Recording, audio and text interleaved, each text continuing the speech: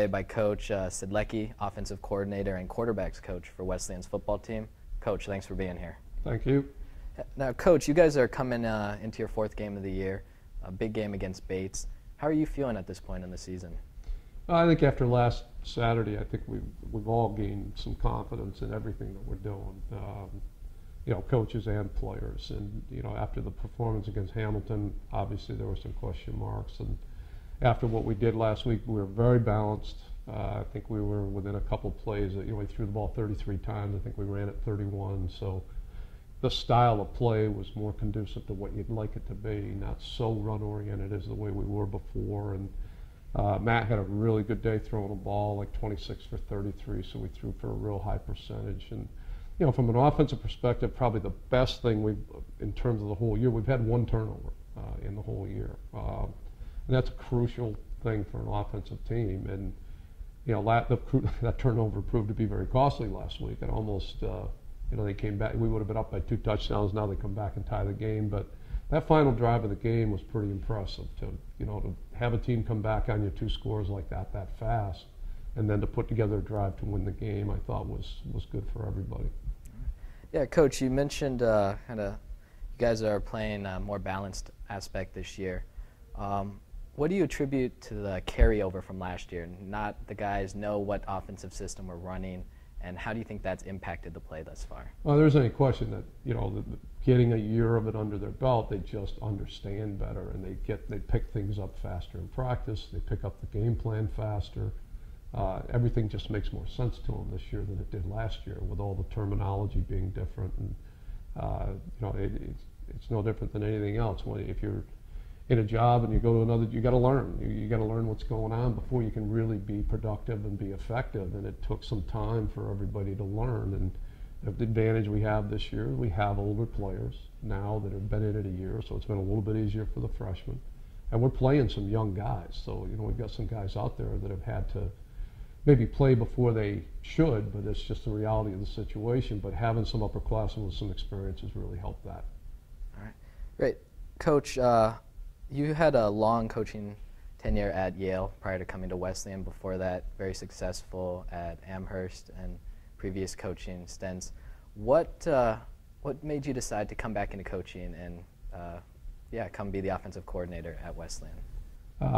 When I made the decision to retire from football at Yale, they gave me an assistant athletic director job that they kind of said I could do as long as I wanted to. And then Yale went through some budget issues and everything, and they offered some incentives for people to retire early, and for me it was kind of a no-brainer. So I took advantage of that and was pretty much retired when this whole situation occurred here. Mike is one of my best friends, and Wesleyan had me up here as a consultant in terms of who they were going to hire, how they were going to go about the process. And I had known John for many, many years from back when I was in Amherst.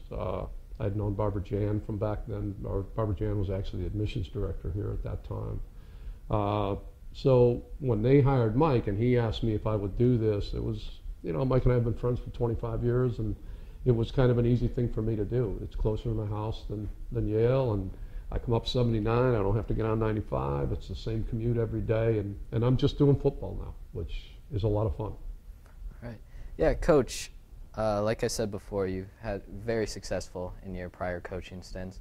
Wondering what approach you take to coaching the offense and what philosophy you try and instill into the game plan.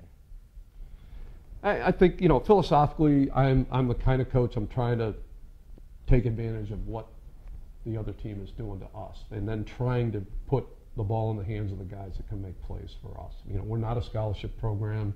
I haven't been involved in scholarship programs, so we're not recruiting kids to fit the offense. We need to make the offense fit the kids that we have, the players that we have. And over the years, and you could take Yale as an example. I had running quarterbacks, I had throwing quarterbacks, and I went from one kid, Alvin Cowan, that was Alvin had 3,500 total yards of offense in his junior year, and ran for 500 yards, threw for 2,900. And the next year we had Jeff Mraz, that was 6'5", 230 pounds, and wasn't going to get out of the pocket for anything. Jeff ended up in the Philadelphia Eagles camp, so 2 completely contrasting players, but both played quarterback in this offense and were very, very successful. But we changed different things that we did geared toward the quarterback.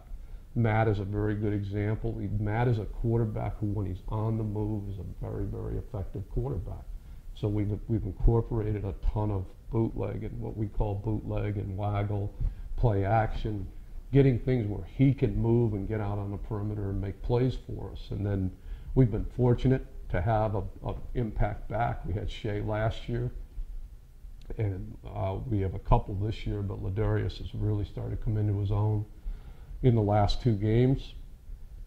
And we've got some young skill guys that are getting better. I mean, you could tell last year that Ernest Wingate was going to be a really good player. And, he had a really nice game last night. I mean, he had 7 catches. We've got Dan Darcy's starting to make some plays. Steve Moran's starting to make some plays. We've got a couple of young guys.